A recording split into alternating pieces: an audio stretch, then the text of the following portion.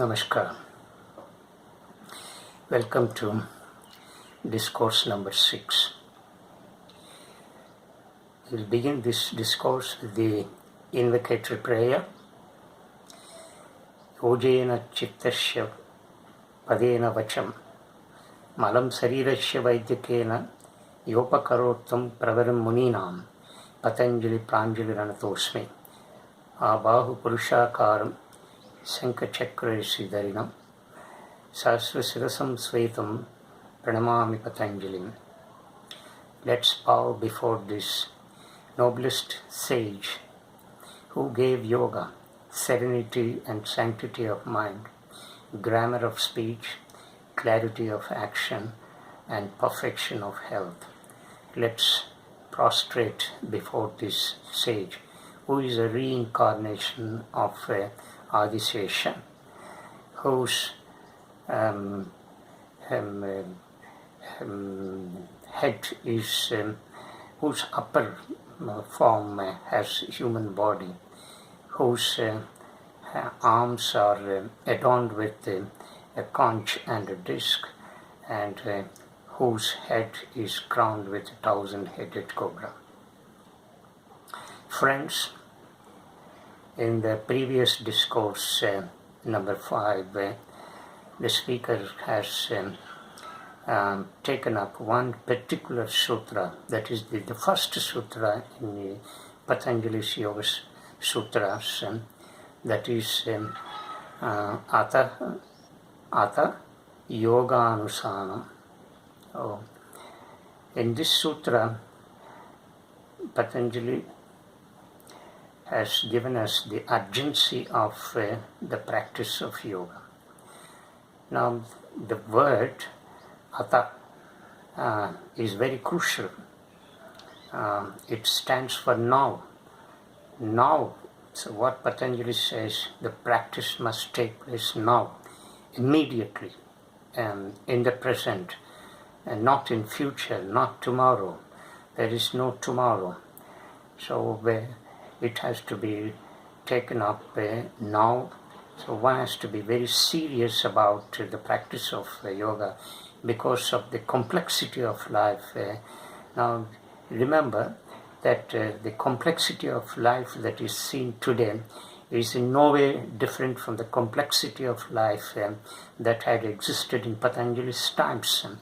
So you see how Patanjali, thousands of years ago, had seen the complexity of human life and accordingly devised and administered this yoga in a very scientific way.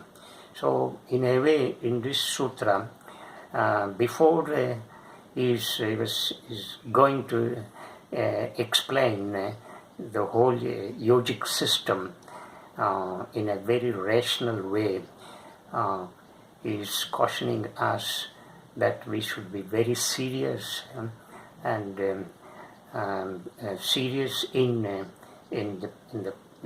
taking up this great ancient system that is yoga.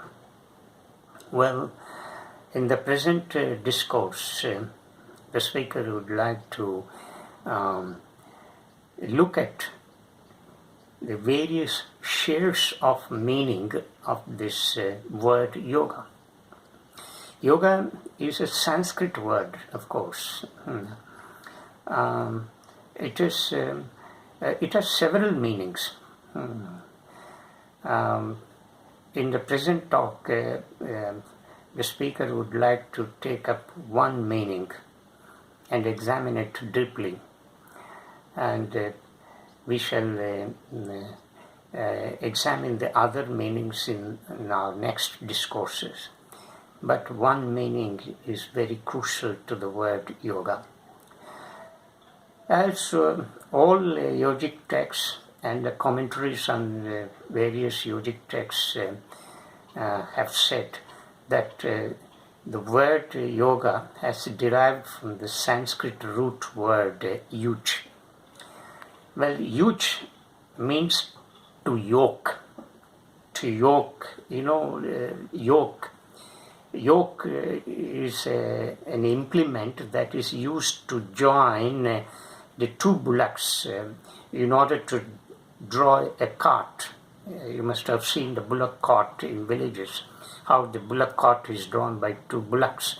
And right in the middle, you must have seen one huge log connected from the cart, and then it goes, it branches like this, and these two sides, the branches of this log are placed on the neck of these two bullocks, and this parallel bar of this log is called the yoke.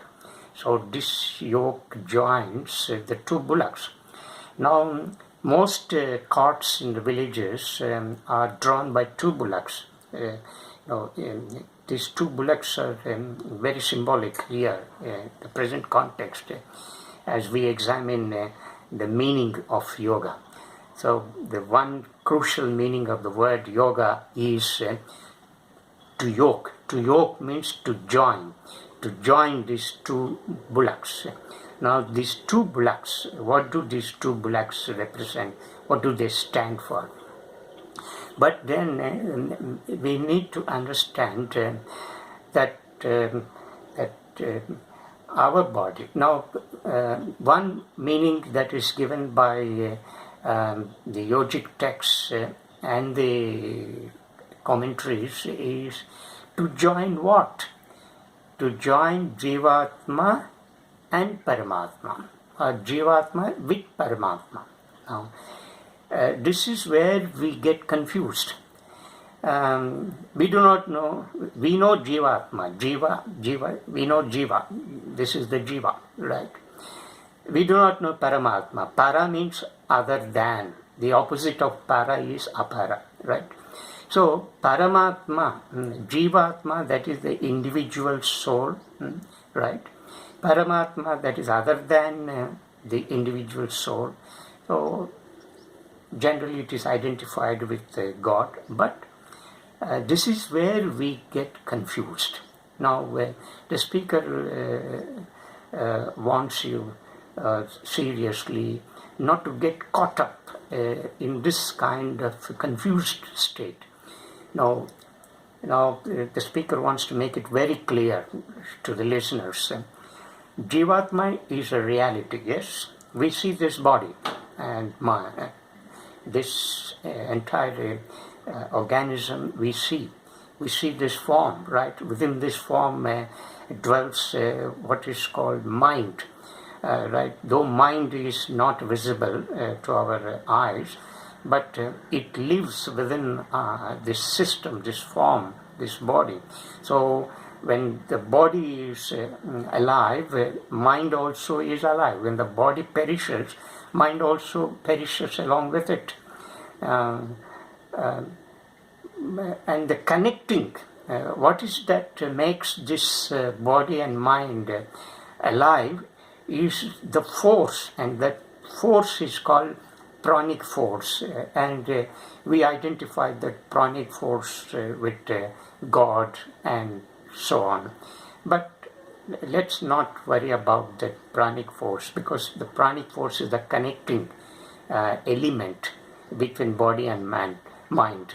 Because of the presence of this pranic force, the body is alive and the mind is alive. So we understand that this jiva is existing and it is a reality because I am feeling it, I am experiencing this body, and I am experiencing the mind within this body, though I cannot see it, right? This is no Paramatma, we do not know. Now let me give you one beautiful analogy or a simile or in the form of metaphor, so that you can understand what the speaker is trying to say. Now, if you want to know what lies beyond the mountain, right, what we need to do, we have to climb the mountain and reach on to the top of it, and then there we can stand and see the panoramic view of the other side of the mountain. but you cannot jump, you cannot fly. It is not possible, right? So therefore, what we need to do is we need to climb. Yes, we have to climb the mountain. So in order to see what lies beyond the mountain. But the problem with the man is that we are more worried about what lies beyond the mountain without taking care of what is here, right now, right? See, we are not understanding that in order to know what lies beyond the mountain, we should climb the step one after the other. It is a slow and steady process. So this we are not capturing. So we are more worried about that, forgetting about the present. Now, this analogy, this simile, this comparison is very apt in the present context of my enunciation of the meaning of the word yoga. Now, this side of the mountain is Jivatma, right? So this is a reality. Now you are at the foot of the mountain. You are ready to climb the mountain. So this is a reality. You can see this part of the mountain very clearly. But beyond this mountain you cannot see. You do not know what lies beyond this mountain. Therefore, beyond the mountain can be equated with Paramatma. What lies right at the foot of the mountain where you are standing can be equated with Jivatma. So this is Jiva. The Jiva is right now at the foot of the hill, foot of the mountain, and the Paramatma is other side. But let's not worry about this Paramatma. We need to take care of. Suppose, remember, if we need to climb the mountain, we need strength, physical stamina, right? If we are very weak, we cannot climb the steps. We can't reach. We may stumble and fall, right? And injure ourselves. So therefore, we need to be very strong. Not only physically strong, but mentally strong. We may be strong physically, but if we are very weak in our mind, we cannot climb the mountain. While climbing the mountain, somewhere in the middle, you may lose your courage because of the steepness of the mountain. So you may lose your courage. Then you may fall back. So therefore, we need both physical strength and mental strength to climb the mountain. You understand this analogy? Right. Okay. If you can understand this analogy, what the speaker is trying to say, you can easily capture. What the speaker wants to tell you very seriously, let's not worry about Paramatma. Paramatma here is God and all that. Let's not worry about God. But we have to take care of this body and mind. This is a reality. This I see. This I touch. This I feel. This I can see with my own eyes. I am living. I am a living organism. I can feel it. I am experiencing it. This is a reality. Therefore, let us first take care of this form, this existing reality, right? Now, when you look at this jiva, what is this jiva? This jiva is the combination of three elements. One is the body, this is form. And what lies within this body is the mind, which is an instrument to make this body function, right? And what connects these two is called pranic force. Now, pranic force is the invisible. We do not know what it is, right? How it looks like, and so on and so forth. But it is a connecting element between body and because of the presence of pranic force, this biological system is alive. So we are existing and we are doing so many activities. All right. So let's not worry about pranic force also, right? But body is there, and within the body, mind is there. But what yoga? One meaning. The speaker is trying to convey this one meaning to you. This one meaning is let us yoke these two elements, body and mind. When these two elements are connected, the union between this organism and the outside, that is cosmos, the whole universe, takes place automatically, right? So this is the point the speaker wants to drive. Now let me explain further.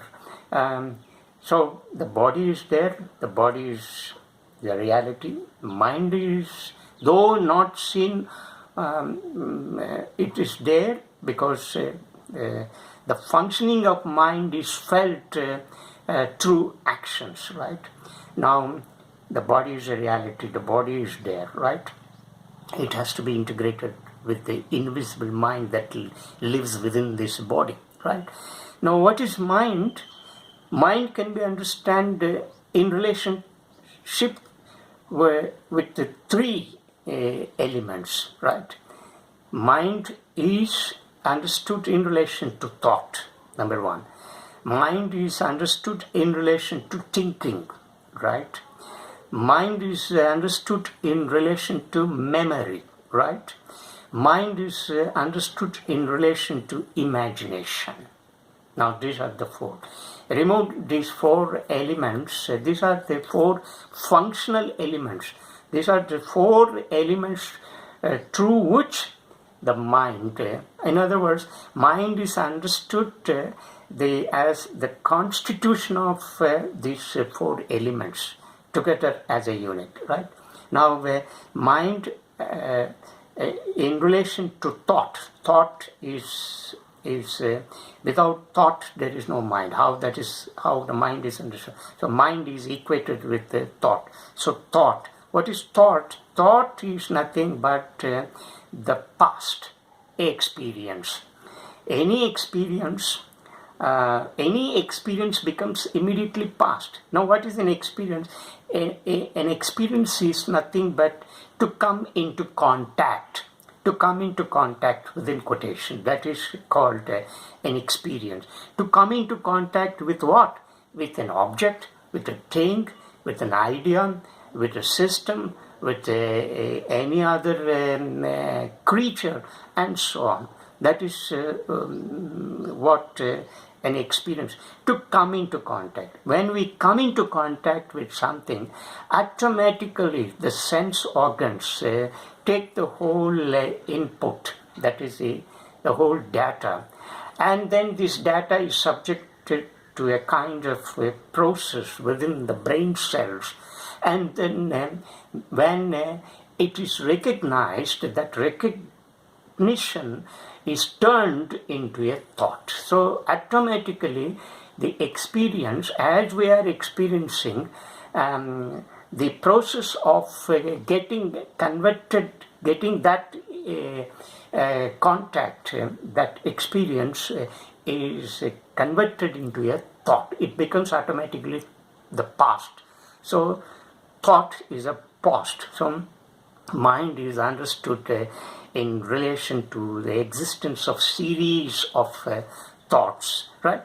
So that is one meaning. Now thinking is another element, functioning element of mind. Now what is thinking? How does thinking take place? Thinking takes place because of the presence of thoughts. Now without thoughts we can never think. Now the connecting, when 2 thoughts, 3 thoughts, 4 thoughts and hundreds of thoughts are connected, right? The process of connecting, the connecting is what is known as, connecting of this series of thoughts is what is known as thinking. So thinking can never happen in the absence of thought. So this is the relationship between thinking and thought. Remember, thought is the past, thinking always takes place in the present. Thinking happens now, right? But thought is the base for thinking. Without thought, thinking can never happen. This is the connectivity between thought and thinking, right? Now, what is the third element of mind? So, mind can also be understood in relation to memory. Now, memory is nothing but the recognized experiences, those recognized experiences are recorded. Once it is recorded, it gets stored, right? And that which is stored becomes memory, right? So memory is also the past. So memory is like a storehouse, a repository from which we draw the life of thinking. So the memory is another connecting element to which thinking takes place, and thinking happens because of these two, right? Thought and memory. So memory is a storehouse. Thought is the past. These two are very important for a thinking process, right? So memory is there, right? And memory is also the past. It's not in the present, right? No memory takes place. No memory happens in the present. Now the fourth element, functioning element of mind is imagination. Now imagination is a realm a sphere in which when we are suddenly taken beyond the element of thinking, right? Now thinking is associated with an intellectual analysis, scientific analysis, reasoning.